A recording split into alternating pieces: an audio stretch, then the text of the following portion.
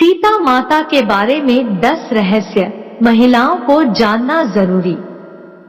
पौराणिक काल में ऐसी कई महिलाएं हुई हैं, जिन्हें हम आदर्श और उत्तम चरित्र की महिलाएं मानते हैं, लेकिन उनमें से सर्वोत्तम है माता सीता। जैसे श्री राम को पुरुषों में उत्तम पुरुषोत्तम कहा गया है, उसी तरह माता सीता भी महिलाओं में सबसे उत्तम है। इसके कई कारण हैं, आइए जानते हैं। सीता माता के बारे में 10 रहस्य। धर्मशास्त्रों में ऐसी ही अनेक गृहस्थ और पतिव्रता स्त्रियों के बारे में लिखा गया है, जो आज भी हर नारी के लिए आदर्श और प्रेरणा है। अनेक लोग माता सीता के जीवन को संघर्ष से भरा भी मानते हैं, लेकिन असल में उनके ऐसे ही जीवन में हर कामकाजी या गृहस्थ स्त्री के लिए बेहतर और संतुलित जीवन के अनमोल सूत्र छुपे हैं। एक कौन है? सीता के माता पिता। देवी सीता मिथिला के राजा जनक की ज्येष्ठ पुत्री थी, इसलिए उन्हें जानकी भी कहा जाता है। वाल्मीकि रामायण के अनुसार एक बार मिथिला में पड़े भयंकर सूखे से राजा जनक बेहद परेशान हो गए थे। तब इस समस्या से छुटकारा पाने के लिए उन्हें एक ऋषि ने यज्ञ करने और धरती पर हल चलाने का सुझाव दिया। उस ऋषि के सुझाव पर राजा जनक ने यज्ञ करवाया और उसके बाद राजा जनक धरती जोतने लगे। तभी उन्हें धरती में से सोने की डलिया में मिट्टी में लिपटी हुई एक सुंदर कन्या मिली। उस कन्या को हाथों में लेकर राजा जनक ने उसे सीता नाम दिया और उसे अपनी पुत्री के रूप में अपना लिया। यह रहस्य आज भी बरकरार है कि सीता के माता पिता कौन है। अब आप देखिए कि ऐसी महिला जिसे अपने माता पिता के बारे में कुछ भी नहीं पता है, वह राजमहल में पली थी।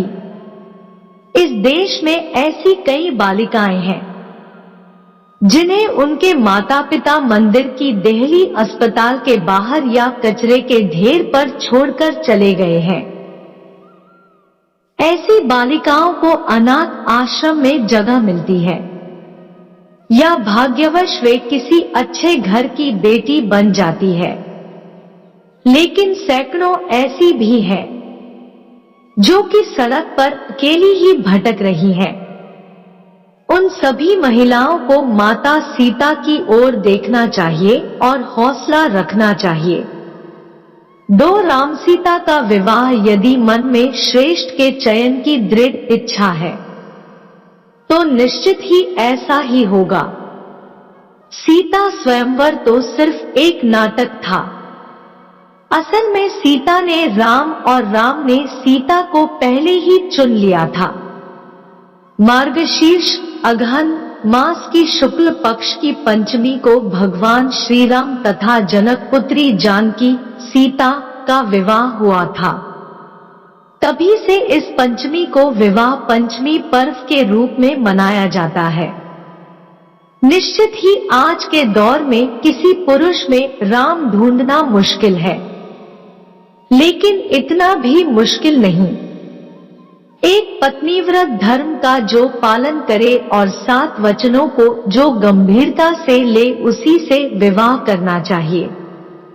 महिलाओं को विवाह तो ऐसे ही व्यक्ति से करना चाहिए जो कि थोड़े बहुत संस्कारों का पालन करता हो और निर्व्यसनी हो। यदि महिला आदर्श पुरुष की बजाय मॉडर्न पुरुष का चयन कर रही है, तो यह रिस्क तो है कि साथ ही वह समाज में नए प्रचलन को जन्म दे देगी। हो सकता है कि तब जिंदगी एक समझौता बन जाए। 3 असाधारण पतिव्रता। यह बहुत ही आश्चर्य है कि वनवास श्री राम को मिला, लेकिन माता सीता भी उनके साथ महलों के सारे सुख, धन और वैभव को छोड़कर चल दी। सिर्फ इसलिए कि उन्हें अपने पतिव्रत धर्म को निभाना था। इसलिए भी कि उन्होंने 7 वचन साथ में पढ़े थे। उस काल में वन बहुत ही भयानक हुआ करता था। वहां रहना भी बहुत कठिन था। लेकिन माता सीता ने राम के साथ ही रहना स्वीकार किया। निश्चित ही पति को अपनी पत्नी के हर कदम पर साथ देना जरूरी है, उसी तरह पत्नी का भी उसके पति के हर सुख और दुख में साथ देना जरूरी है। कोई महिला यदि अपने पति के दुख में दुखी और सुखी में सुखी नहीं होती है, तो उसे सोचना चाहिए कि वह क्या है। आदर्श और उत्तम दाम्पत्य जीवन शिव पार्वती और राम सीता की तरह ही हो सकता है। 4 सिर्फ गृहिणी नहीं कामकाजी भी। माता सीता सिर्फ गृहिणी ही नहीं थी, अर्थात घर में रहकर रोटी बनाना या घर के ही कामकाज देखना। वे प्रभु श्री राम के हर कार्य में हाथ बंटाती थी। इस तरह वे एक कामकाजी महिला भी थी। श्री राम जहाँ रुकते थे, वहाँ वे 3 लोगों के रहने के लिए एक कुटिया बनाते, खुद के कपड़े बनाते, जलाने की लकड़ियाँ इकट्ठी करते और खाने के लिए कंदमूल तोड़ते थे। उक्त सभी कार्यों में लक्ष्मण सहित माता सीता उनका साथ देती थी। 5 सीता का साहस। माता सीता का जब रावण ने अपहरण कर लिया और उन्हें अशोक वाटिका में रखा, तब इस कठिन परिस्थिति में उन्होंने शील, सहनशीलता, साहस और धर्म का पालन किया। इस दौरान रावण ने उन्हें साम, दाम, दंड और भेद तरह की नीति से अपनी ओर झुकाने का प्रयास किया, लेकिन माता सीता नहीं झुकी, क्योंकि उनको रावण की ताकत और वैभव के आगे अपने पति श्री राम और उनकी शक्ति के प्रति पूरा विश्वास था।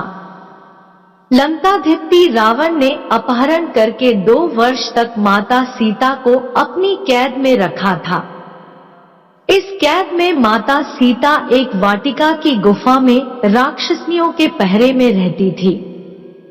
6 सीता का विश्वास। हनुमान जब लंका में अशोक वाटिका पहुँचे तो वे भगवान श्री राम की जो अंगूठी लाए थे वह सीता को दी। सीता माता बहुत खुश हुई। उन्होंने अपने कष्ट को व्यक्त किया और आशंका और निराशा भी जताई कि इतना विलंब कैसे हो गया, राम को आने में नाथ कहीं भूल तो नहीं गए। मुझे सीता के मन की ऐसी स्थिति जानकर हनुमान ने कहा कि राम को आने में थोड़ा विलंब हो रहा है। माता, यदि आपको लग रहा है कि वे समुद्र पार कर पाएंगे या नहीं, तो मैं आज ही आपको लेकर राम जी के पास चलता हूँ। हनुमान जी ने उन्हें अपनी शक्ति का भरोसा और परिचय दिया। सीता हनुमान जी की शक्ति को देखकर आश्वस्त हो गई और समझ गई कि यह वानर तत्क्षण ही मुझे राम के पास ले जा सकता है। इसके बाद भी सीता जी ने कहा कि राम के प्रति मेरा जो समर्पण है, जो संपूर्ण त्याग है, मेरा पतिव्रता का धर्म है, उसको ध्यान में रखकर मैं राम के अतिरिक्त किसी अन्य का स्पर्श नहीं कर सकती। अब राम यहाँ आए, रावण का वध करे, जो उसके लोग हैं उनको मारे और हमें लेकर जाएं। राम जी ही मुझे मान मर्यादा के साथ लेकर जाएं, यही उचित होगा। 7 मायावी सीता माना जाता है कि रण क्षेत्र में वानर सेना तथा राम लक्ष्मण में भय और निराशा फैलाने के लिए रावण के पुत्र मेघनाद ने अपनी शक्ति से एक मायावी सीता की रचना की, जो सीता की भांति ही नजर आ रही थी। मेघनाद ने उस मायावी सीता को अपने रथ के सामने बैठाकर रणक्षेत्र में घुमाना प्रारंभ किया। वानरों ने उसे सीता समझकर प्रहार नहीं किया। बाद में मेघनाद ने मायावी सीता के बालों को पकड़कर खींचा तथा सभी के सामने उसने उसके 2 टुकड़े कर दिए। यह दृश्य देखकर वानर सेना में निराशा फैल गई। सभी सोचने लगे कि जिस सीता के लिए युद्ध कर रही हैं, वे तो मारी गई है। अब युद्ध करने का क्या फायदा। राम ने सीता की मृत्यु का समाचार सुना तो वे भी अचेत हो गए। चारों ओर फैला खून देखकर सब लोग शोकाकुल हो उठे। यह देखकर मेघनाद निकुंभिला देवी के स्थान पर जाकर हवन करने लगा। जब राम की चेतना लौटी तो लक्ष्मण और हनुमान ने उन्हें अनेक प्रकार से समझाया तथा विभीषण ने कहा कि रावण कभी भी सीता को मारने की आज्ञा नहीं दे सकता, अतः यह निश्चय ही मेघनाद की माया का प्रदर्शन है। आप निश्चिंत रहिए। बाद में कुछ दिन युद्ध और चला और अंततः रावण मारा गया। 8 सीता की अग्नि परीक्षा। सीता ने अग्नि परीक्षा दी थी या नहीं दी थी, यह सवाल अभी भी बना हुआ है। यह भी कहा जाता है कि उन्होंने अग्नि परीक्षा दी थी, लेकिन राम ने सीता का त्याग नहीं किया था। जिस सीता के बिना राम एक पल भी रह नहीं सकते और जिसके लिए उन्होंने सबसे बड़ा युद्ध लड़ा, उसे वे किसी व्यक्ति और समाज के कहने पर क्या छोड़ सकते हैं। राम जब सीता को रावण के पास से छुड़वाकर अयोध्या ले आए तो उनके राज्याभिषेक के कुछ समय बाद मंत्रियों और दुर्मुख नामक एक गुप्तचर के मुंह से राम ने जाना कि प्रजाजन सीता की पवित्रता के विषय में संदिग्ध है। अतः सीता और राम को लेकर अनेक मनमानी बातें बनाई जा रही हैं। उस वक्त सीता गर्भवती थी। राम और अन्य से सीता से कहा कि समाज में बातें बनाई जा रही हैं। सभी कहते हैं कि अग्नि परीक्षा देगा पड़ेगी। माना जाता है कि राम और समाज द्वारा संदेह किए जाने के कारण सीता ने ग्लानि, अपमान और दुख से विचलित होकर चिता तैयार करने की आज्ञा दी। सीता ने यह कहा, यद्यपि मन, वचन और कर्म से मैंने सदैव राम को ही स्मरण किया है, तथा रावण जिस शरीर को उठाकर ले गया था वह अवश्य था। तब अग्निदेव मेरी रक्षा करें। और फिर सीता माता ने जलती हुई चिता में प्रवेश किया। अग्निदेव ने प्रत्यक्ष रूप धारण करके सीता को गोद में उठाकर राम के सम्मुख प्रस्तुत करते हुए कहा कि वे हर प्रकार से पवित्र हैं। इस अग्नि परीक्षा के बाद भी जन समुदाय में तरह तरह की बातें बनाई जाने लगी। तब राम के समक्ष फिर से धर्म संकट उत्पन्न हो गया। वाल्मीकि आश्रम में सीता जब गर्भवती थी तब उन्होंने एक दिन राम से एक बार तपोवन घूमने की इच्छा व्यक्त की, किंतु राम ने वंश को कलंक से बचाने के लिए लक्ष्मण से कहा कि वे सीता को तपोवन में छोड़ आएं। हालांकि कुछ जगह उल्लेख है कि श्री राम का सम्मान उनकी प्रजा के बीच बना रहे, इसके लिए उन्होंने अयोध्या का महल छोड़ दिया और वन में जाकर वे वाल्मीकि आश्रम में रहने लगी। वे गर्भवती थी और इसी अवस्था में उन्होंने अपना घर छोड़ा था। वाल्मीकि आश्रम से सीता ने लव और कुश नामक 2 जुड़वा बच्चों को जन्म दिया। 10 सीता की मृत्यु माता सीता अपने पुत्रों के साथ वाल्मीकि आश्रम में ही रहती थी। एक बार की बात है कि भगवान श्री राम ने अश्वमेध यज्ञ का आयोजन किया। उस यज्ञ में वाल्मीकि जी ने लव और कुश को रामायण सुनाने के लिए भेजा। राम ने दोनों कुमारों से यह चरित्र सुना।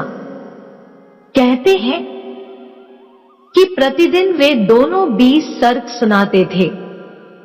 उत्तरकांड तक पहुंचे पर राम ने जाना कि वे दोनों राम के ही बालक हैं। तब राम ने सीता को कहलाया कि यदि वे निष्पाप हैं तो यहाँ सभा में आकर अपनी पवित्रता प्रकट करें। वाल्मीकि सीता को लेकर सभा में गए।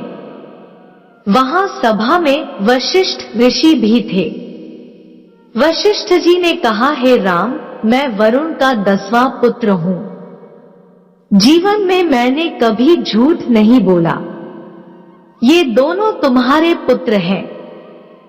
यदि मैंने झूठ बोला हो तो मेरी तपस्या का फल मुझे न मिले। मैंने दिव्य दृष्टि से उसकी पवित्रता देख ली है। सीता हाथ जोड़कर नीचे मुख करके बोली, है धरती माँ, यदि मैं पवित्र हूँ तो धरती फट जाए और मैं उसमें समा जाऊं। जब सीता ने यह कहा तब नागों पर रखा एक सिंहासन पृथ्वी फाड़कर बाहर निकला। सिंहासन पर पृथ्वी देवी बैठी थी। उन्होंने सीता को गोद में बैठा लिया। सीता के बैठते ही वह सिंहासन धरती में धंसने लगा और सीता माता धरती में समा गई। हालांकि पद्म पुराण में इसका वर्णन अलग मिलता है। पद्म पुराण की कथा में सीता धरती में नहीं समाई थी, बल्कि उन्होंने श्री राम के साथ रहकर सिंहासन का सुख भोगा था और उन्होंने भी राम के साथ में जल समाधि ले ली थी। इन बातों का निचोड़ यही है कि आज की स्त्री भी सीता के पावन चरित्र की तरह ही सेवा, संयम, त्याग, शालीनता, अच्छे व्यवहार, हिम्मत, शांति, निर्भयता, क्षमा और शांति को जीवन में स्थान देकर कामकाजी और दाम्पत्य जीवन के बीच संतुलन के साथ सफलता और सम्मान भी पा सकती। दोस्तों, वीडियो पसंद आया हो तो वीडियो को लाइक और शेयर करें, चैनल को सब्सक्राइब कर ले। धन्यवाद।